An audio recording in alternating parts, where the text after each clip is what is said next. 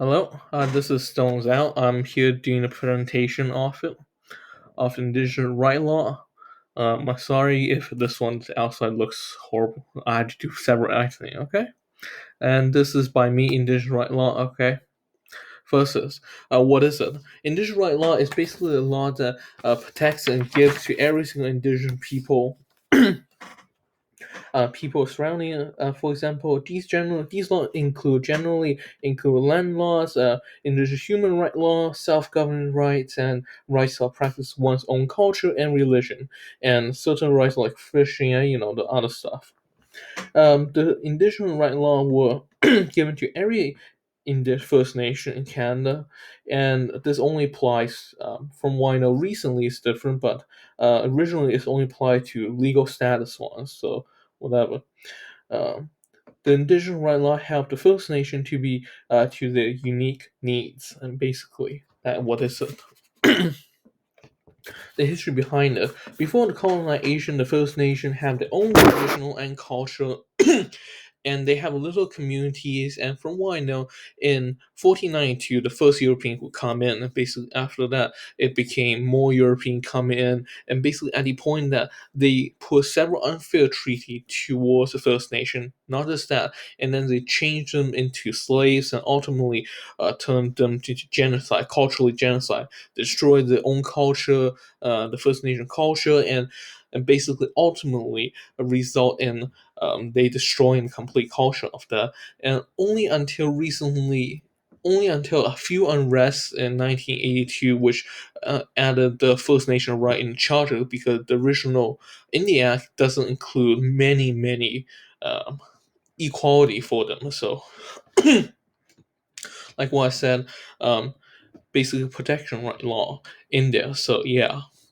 And in later in Oka crisis, which ultimately sparked the First Nation movement around the whole country, is because of the land issue. They had enough to finally stand up, and which ultimately they stand up for the whole greater good of um, of their own civilization, which soon they realized that, which later these movements created, like for example, government, they helped to build on charter, and in the act basically helping to increase more basic humane. And next one, how is indigenous right related to the Canadian Charter? We know that the Canadian Charter it is the large part of indigenous right law is in charter, and most important one actually, because without the charter, there will be much change even today. They will be stuck in the Indian Act. So yeah, the large part of the charter is actually the Section 35, which actually allow them to basically give them, for example, rights of um, that basically will give them include many, and these charter include recognition of all land treaty, which is one important that Indian Act did not have. It basically include, let's say, First Nation, all include Métis, Inuit, and basically any First Nation of Canada, all recognize. That disputed equality of all rights and male, and basically these one basically ultimately and the charter gave them the right to protection. And but sadly, this charter wasn't originally planned to add in until was a movement around a small movement, not bigly. We call it a giant movement. It was a small movement that tried to fight for the rights, which ultimately led to creation of Section 35 and some other sections, small sections, but most likely Section 35. Significant cases. These cases, for example, started around, basically came in around uh, 19, 1973. Knowledge, it basically, most significant case come out in 1973. The first case is the Cinder, uh, the Souder versus Indigenous rights case, which basically It's a landmark important case because it is the first time acknowledgement of the indigenous title to land before colonization. And this resulted in the first land claim process that led to the first land claim agreement in BC after colonization. The second is R versus Sparrow. Um, this case, which made the first major ruling of Section 35 of the Constitutional Act of Canada, this resulted in a set of criteria that limited the government acknowledge all First Nation land title. The third major case is the Delakamua versus British Columbia case, which resulted in the First Nation getting the land title to the uh, first time getting the titles of land basically to the First Nation and all the land and all the resource of the land. The majority case is the Haida Nation versus British Columbia, which result in agreement that is uh, all non-proven title have been result in granting them their rights to self-government rights. These landmark cases changed eventually led to the more big changes. Uh, and yeah, next one, the Indian Act. I'm sorry I'm coughing that much. I'm actually quite sick today. um, the many indigenous laws of Canada were not made by. Basically, it was created in. Never mind. The Indian Act was created in 1872. The Indian Act is the only legislation that created by government as a whole that is not created by let's see, it's given by the government. But for example, you see right here two pictures right here, the Department of Affairs and the Indian Act. These are a few only proven documents about it. And this one, let's say, there's a good side about it and there's a bad side about it. The good side is that it captures like every status, like everything matters about First Nation, like the status, the band, the land, the indigenous reserves. And this act will control most of the matter of First Nation, of culture and tradition, certain land reserve. But there's a bad side to it. The bad side is that it doesn't control doesn't have a protection right for the First Nation, which ultimately limited the First Nation movements. And that's in the act for you. And the next one is political point of view of indigenous issue. We know that Canada have several parties, of course. The most political party of Canada have been talking about this issue, about the First Nation issue. Every single party have a different point of view.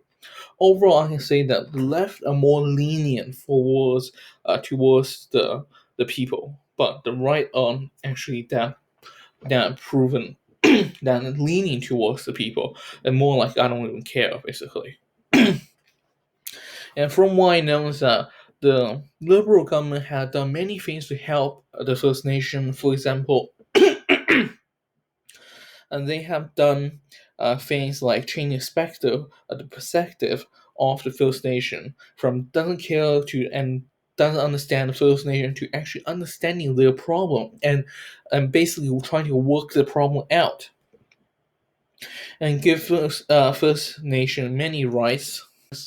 Basically, give the First Nation many rights, and the NDP and the Green Party had, let's say, things to plan to help the First Nation. For example, by healthcare, by mental health care, relevant health care, and help with the TB crisis. From what I know, it's basically all the UN declares already extinct. Apart from these kind of crises still exist in the First Nation places, and give infant care to them, and these. But the situation that for the right, like Conservative Party, they was against this against helping First Nation. Um, they actually want to repeal the UNDRIP, basically said that indigenous people had held hostages, like for example, energy project, like the Trans Mountain Pipeline project. Um, they try to stop. They try to get the Trans Mountain Pipeline in project working. The People's Party had not said anything on the issue yet, but this shows that the left and right difference hugely on Canada's. And lastly, about the future of the First Nation. What I can say is definitely hard to say. There have been many plans, but let's say for the close future, the First Nation are going to they're going to have, like for example, I heard that they're going to apply all the gender rules to about, like for example, female can marry anybody. I heard that one coming out very soon, but um maybe in the future time, let's say how to say these kind of stuff. From what I know, that the gender equality thing is going to be applied in the First Nation very soon, very recently.